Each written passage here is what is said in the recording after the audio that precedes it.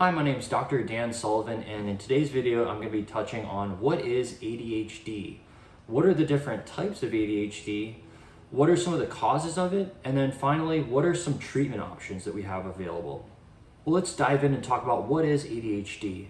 ADHD stands for Attention Deficit Hyperactivity Disorder.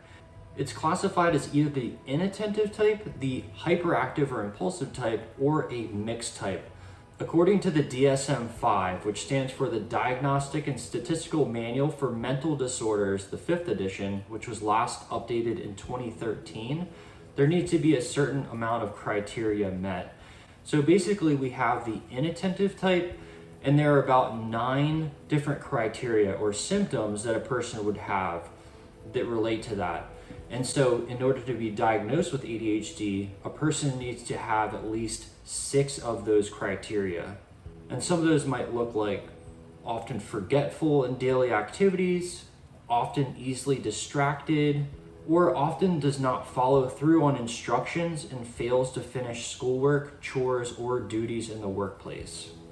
In order to be diagnosed with the hyperactive or impulsive type, you also need to have 6 of the 9 different criteria met.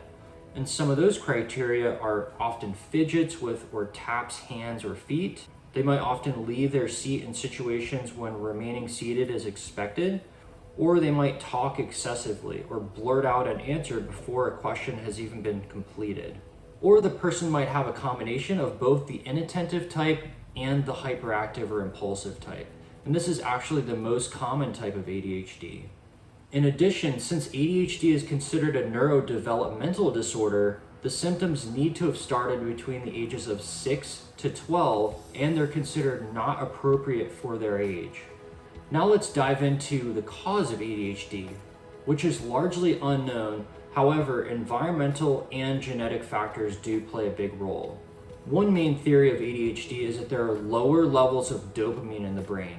So dopamine is crucial for the brain, and it involves the pathways like reward, like taking action in order to get a reward.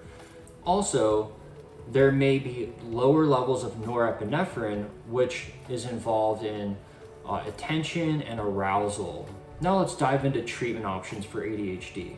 Typically, there are 2 main groups that are talked about. One is the behavioral therapy, and then one is medication.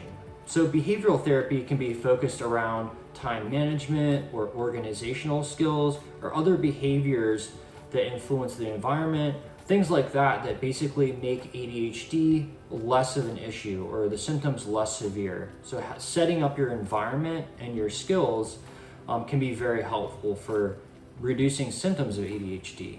The other option for treatment for ADHD is largely geared towards medication. And so those medications are typically stimulant medications like Ritalin or Vyvanse or Adderall that are geared towards increasing levels of dopamine in the brain or norepinephrine in the brain. I would argue that in addition to behavioral therapy and medication, there are many other therapies that can be done, like the diet, like lifestyle intervention, like genetic testing, like blood work testing, like gastrointestinal testing, that all heavily relates to the brain and how the brain functions.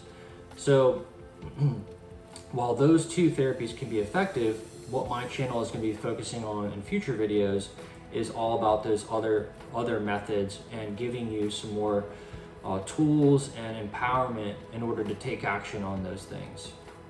If you enjoyed this video, please like the video and subscribe to the channel for plenty more on ADHD.